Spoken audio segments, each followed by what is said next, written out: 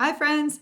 Today I want to chat a little bit about different sewing room hacks. I'm going to give you a tour of my space and show you all of my little studio space hacks. These are just little things that I felt a little bit genius about when I came up with them. Things that helped me flow a little bit smoother, work with less friction in my space. Sometimes save time, sometimes save space. Sometimes save money in the process. My studio is down in my basement, so I'll go down there in a minute. And it's not a Pinterest-worthy space, but it's a place where I truly love to be and to create in and have just a lot of fun inside of it. I'll actually be moving out of this space in December of 2023 and moving to Philadelphia. So I want to make sure I get some video footage of what this space looks like and all of the different problem-solving studio space hacks that I've put into it. And then maybe in 2024, I can get on here and share an update about how I've set up the new space and what that configuration looks like. If we're just meeting, hey, I'm Leah, and I have a handmade clothing business called Charlie Darwin Textiles, where I take sort of a ecosystem approach to custom-sized clothing. So I make made-to-measure clothing that's all plant-dyed, and I also now supply plant-dyed linen fabric to other makers. And I even started selling sewing patterns of my designs so that you can try making them too. To give a little bit of context about the space that I have been sewing in. Well, I started sewing clothing probably when I was 13 in my parents' house, but let's fast forward to about 2019. I was sewing more clothing, probably as gifts for friends, and I actually started on the dining room table that was located within the living room. And from there, I moved in 2020 to a new apartment, and I now had this small office room where I shared the space actually with my boyfriend, and it was all of his guitars and his music recording gear and his entire wardrobe. And he'd get pissed every time he'd get in there because he was always stepping on my pins. So I quickly realized, ooh, I don't love sharing my sewing space with people, and other people don't love sharing it with me either. And you'll see, I move a lot. The next year I moved into another apartment, and this time I got sort of the second bedroom to myself and used this as my sewing office. I did not have to share it with anyone. And then in 2022, I moved my business here to Pittsburgh, and I have a fully finished, it's not glamorous, but a fully finished basement that I have all to myself for sewing and dyeing, which has been so nice. It's not huge, but it is so much bigger than any space I have had before. And ultimately, regardless of size, what I feel like we all really want in our sewing space is a spot that feels sort of like frictionless, that you don't feel like you're like doinking into crap and like tripping on stuff and burning yourself on your iron because you're reaching for something else. That you don't get like just pissed off from being in this space. That's what we all want. The dream is to just feel this like fluid movement throughout the space. And that's something I've been really trying to work on, I think, in each different sewing studio that I've moved myself into. So I want to show you a few of the most unique parts or setups that have really been workarounds that have saved me time or space, or most importantly, just felt better to use. Now, I don't typically film too much down there, meaning down in the basement, because it obviously doesn't have tons of natural light. And so where I'm sitting right now, I have a window right in front of me, and I'm able to make it look a little bit better. But you'll see down in the basement, it's more of overhead lighting, and that's where I film some of my sewing tutorials, but I don't usually do my sort of talking videos down there. But without further ado, let's go ahead and head down there.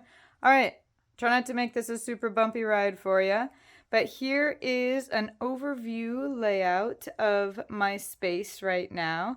I would probably decorate it differently if this was a permanent home, but I am renting and I knew I wouldn't be here for super long, so the decorations are just kind of things that I had on hand, the extras that didn't quite make it into the collection upstairs. But anyway, so my sewing space, I'm going to start by telling you a little bit about where I iron and cut my fabric out, and where when I'm piecing garments together, this is where I do it. So this is I think it's called like Sullivan's Home Hobby Table, and I got it from Joann Fabrics. And what's awesome about it is that these legs down here actually fold in, and I just let it down for you. So I folded that leg in, and you could do it on both sides, so you actually end up with a super narrow table that you could fit into smaller spaces. All right, let me fold that back up real quick. Now you can see I've had some boofs where I cut right into the beautiful padding I had on top, and I ended up trying to fix it with some sort of fusible interfacing as well as some little stitching. So don't mind its ugly parts, but this table has been awesome as far as saving me space because I can actually cut and iron on it at the same time with how I have it set up. So the way I do it is, first of all, this is a pad that you can buy separately that goes on top of the home hobby table so that you can iron. It has this grid on it, but that's a 1-inch grid, and I used it quite a lot at first, but over time it sort of stretched and warped, so I would say I don't so much use the grid for accuracy anymore at this point. But I can iron on this table on the hottest setting on my iron, and then what I use for cutting is my electric rotary cutter, which is the coolest thing that I've probably invested in besides my serger sewing machine. This rotary cutter, you can see it has a bottom guard right here, so it just rides right along on the table with that blade never actually cutting into the padding below. It only cuts through my fabric. Here's a real quick example. So you can see I have my blade coming along, and it slices beautifully right through my fabric with leaving the padding of my ironing surface perfectly fine. So that is sort of the cutting and ironing duet that I have going all at one table, all on one surface, and that is such a space and time saver for me. I'm so happy I got that figured out. Now I also keep my iPad up on my sewing table if I'm sewing a garment. That way I have all my instructions pulled up right in front of me. Now what I figured out for my tools and the annoying cords that are involved is I knew I didn't want them dragging around the edge here, and so I actually strung them up to a little bit of like a ceiling system up here, and this looks pretty janky, but you can see, I'll back up a little bit. My cords go straight up to a couple shower curtain hooks up here, and then they run along the ceiling and plug in over here to an extension outlet. But what this does is it really helps keep my cords up and out of the way. And what I've managed to do is I will pull, when I'm not using the electric rotary cutter, I'll pull it off to the side and secure it over there as best I can with a little clothespin, and that helps me keep its cord, you can see, off and to the side a little bit better out of the way of my iron when I'm not using it. Okay, so over to my sewing desk where I'm going to show you some of the fun hacks that I've done in this space. So to start, I just want to point out that I have, with 2 sewing machines, it's been a game changer to definitely have an L-shaped desk. I thrifted this one. I really encourage you to look for a lot of these items if you're interested in them on somewhere like Facebook Marketplace first. But the L-shaped desk has really helped me so I can just swivel my chair from one machine to the next. And it even gives me a little bit of extra space over here to the left. And having a well padded chair without any arms on it has also made a big impact on me being able to get in and out of the chair quickly so that I can go straight from the chair over to my cutting and ironing station. And you'll see with my sewing machines over here, sorry for the bounciness. With my sewing machines over here, what I did was I actually, because my table, my desk is wood, I drilled holes in it that were big enough for this piece to fit through. And that way, all of my cords can go straight down and not clutter up the sewing surface of my table. You can see I also have that over here for my serger. And then I even thread the foot pedal down below, so you can see that foot pedal threads right up into that hole. And for my foot pedals, I actually put 2 pieces of Velcro, like sticky Velcro underneath my foot pedal because I have carpet. I think you could do it on like a linoleum or wood surface as well. But I put some sticky Velcro there so that my foot pedal actually grips onto the carpet and can't move anywhere. Back up above my desk, I have recently invested in a sewing, in a thread spool holder. I got this one on Amazon, I believe, so I'll link to it below, but that has saved so much negative energy of all of my threads being tangled up and like just flying all over the place. So that's a huge, that's been a huge help, as well as this pegboard that I very recently got. My boyfriend actually found this in the trash. Someone was throwing it out, but you can get it on, you can get it from IKEA new, and it actually hooks onto any desk. And then I got these the hooks that you buy with it are super expensive, but these are actually dish rack hooks that I got on Amazon for just a couple bucks, and they work just as well, and that helps me hang up all of my scissors, tapes, things like that. And I actually, it's sort of double-sided in this way. So on the other side of it is where I do all of the packaging for my clothing brand. And so I have more tapes and scissors and things on the other side of this board. So that's been a huge space saver as well. Now moving over to where I have my sewing patterns right here. Now below that I have a sort of drawer system, and this is where I keep everything that is currently in progress. So if I've started cutting out clothing and haven't gotten to sewing it yet, then I put each in one of these drawers and with the notes that go along with it, so I can keep them all separate and organized. I got this at, I believe, Michael's, and I know it's plasticky, but it has truly been one of my better upgrades in my space, so that I don't have projects just flying around willy-nilly in my sewing studio. Now right here, I've got my rulers hanging on the wall. I know different abilities for people who are renting versus own as far as how you can put holes in the wall. I felt pretty confident in this rental space that I could just launch a nail right in there. So I put up all of my rulers and my tape measures, and that helps keep them off the ground and from getting broken. Now I want to bring you over here where I have my hanging clothes area. So this has been great, and you might not need this much of a hanger space. Maybe if you have a smaller space, you'd want to combine these into just one hanger system. But over here on this hanger, I've got all of the sewing patterns that maybe are currently in use for current projects. That way I don't have to fold them up right away, or it's something I'm going to use in a couple days. And I just paper clip them together. And the system I have up here is, this is another shower curtain hook and a binder clip that just looped right onto it. And that way I can just sort of fish through my patterns really quickly.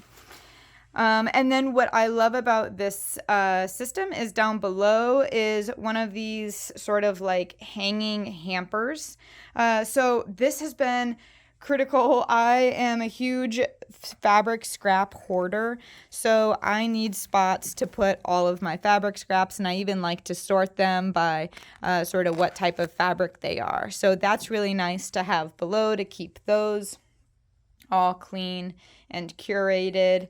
And then over on this hanging rack are clothes that, I don't know, I put things that maybe I've just finished, or if I need to reference, if I'm making this dress for a customer, then I like to have the original down here so I can make sure I'm sewing it exactly the same way as my original was. You can see it's a little bit crooked and janky. I found this white hanging hamper system. I actually found that again in the trash. Someone was throwing it out, but I saved it, so it's been resurrected. And then this one I got from Target, as well as those wooden hangers.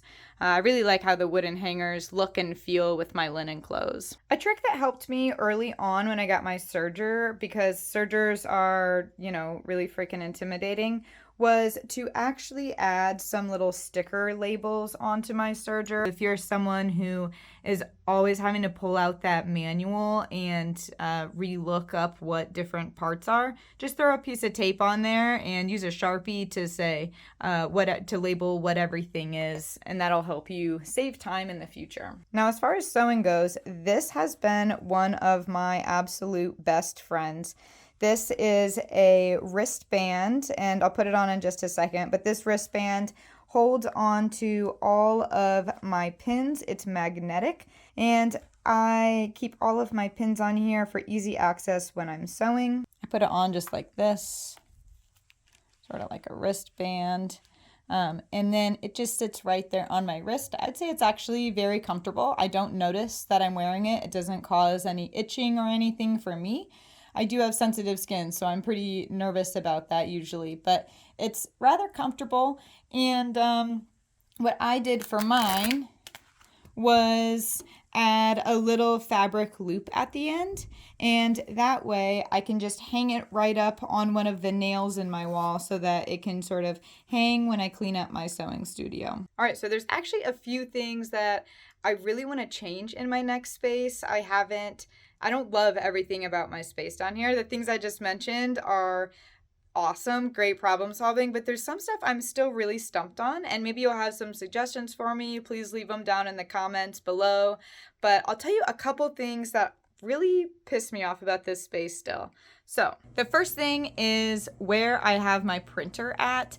It's just over here on like a very industrial setup with a bunch of crap going on, and I often need to print out stuff for orders, print out garment tags, things like that, and I hate where my printer is. I would like to have it up on a desk, but it doesn't really fit on my sewing desk, and I don't want it to get a bunch of dust in it.